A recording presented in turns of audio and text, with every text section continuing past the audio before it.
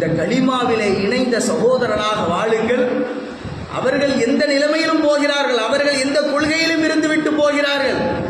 அவர்கள் தொப்பியை போடுறாங்க, தொப்பி போடாமல் இருக்கிறாங்க. முதல்ல பள்ளிவாசல் வந்து தொழுவாங்க. அந்த சப்புல நேராக அணிவகுத்து ஒருவருக்கொருவர் இணைந்து உடலோடு உடலாக இணைந்து நில்லுங்கள், உள்ளம் இணையும் என்பதை தான் இஸ்லாம் வலியுறுத்துகிறது இல்லையா?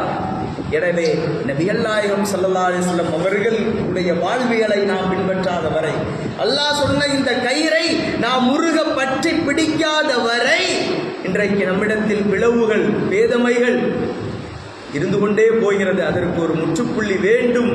எனவே சமூகத்தின் சாளரத்திலிருந்து நாம் கேட்கக்கூடிய வார்த்தை, ஹதீஸை ஆய்வு செய்யுங்கள், அல்லாஹ்வுடைய வார்த்தையின்படி வாழுங்கள், அல்லாஹ் போதித்த, அல்லாஹ்வின் ரசூல் நமக்கு வாழ்வியலாக்கி தந்த அந்த நெறிமுறையில் வாழுங்கள். அடுத்தவர்கள் சரியில்லை, நாம் சரி இருக்கிறோம் என்ற அந்த தூய்மைவாதம் பேசுவதை நிறுத்துவோம். அடுத்தவர்கள் திருந்த வேண்டும், திருந்த வேண்டும், திருத்த வேண்டும் என்ற ஒரு நிலையை மாறி நாம் திருந்துவோம், நாம் நல்ல முறையில் நடப்போம் என்ற ஒரு பாதையில் நாம் பயணிக்க தொடங்கினால் நம் சமூகம் தலை நிமிர்ந்து தன்னிறைவோடு சர்வதேச அரங்கில் வாழும் என்பதில் எல்முனையும் சந்தேகமும் அல்ல. அல்லாஹ் ரப்பல் ஆலமீன் மிக தெளிவாக